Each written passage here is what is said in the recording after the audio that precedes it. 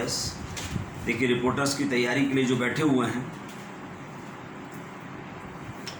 उनसे मैं कहना चाहूँगा कि पूरे मनोयोग के साथ पूरा लिखें। स्पीड उनकी 160 से अधिक होगी और जैसा कि अभी आप लिख रहे थे पुनः जरा इसको लिखेंगे और ये लास्ट इक्वेशंस हमारी सभी टाइप कर करके आपको भेजना होगा। Yes, write down.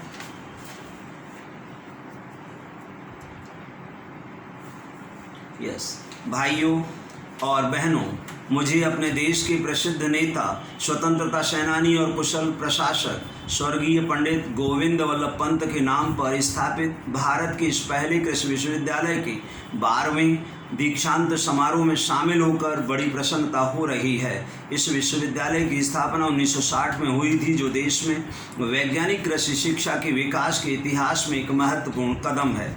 जैसा कि आप जानते हैं, 1947 में भारत की स्वतंत्रता के समय भारत में केवल 17 ऐसी संस्थाएं थीं जिनमें कृषि में डिग्री कोर्स की व्यवस्था थी।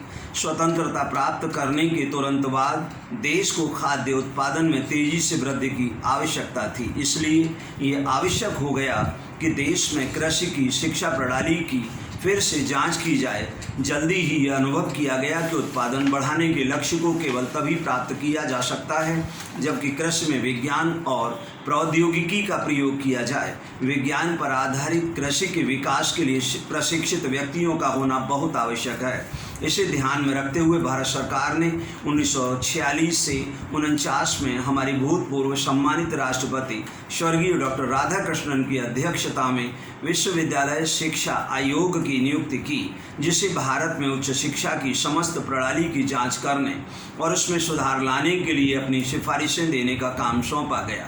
परंपरागत प्रणाली की कमजोरी को स्वीकार करते हुए और कृषि शिक्षा के कार्यक्रमों को कृषि उत्पादन के साथ जोड़ने की आवश्यकता को महसूस करते हुए आयोग ने 1950 में ग्रामीण विश्वविद्यालयों की स्थापना का सुझाव दिया था। यह सिफारिश बहुत महत्वपूर्ण रही क्योंकि इसके अनुसार भारत में अनेक कृषि विश्वविद्यालयों की स्थापना की गई।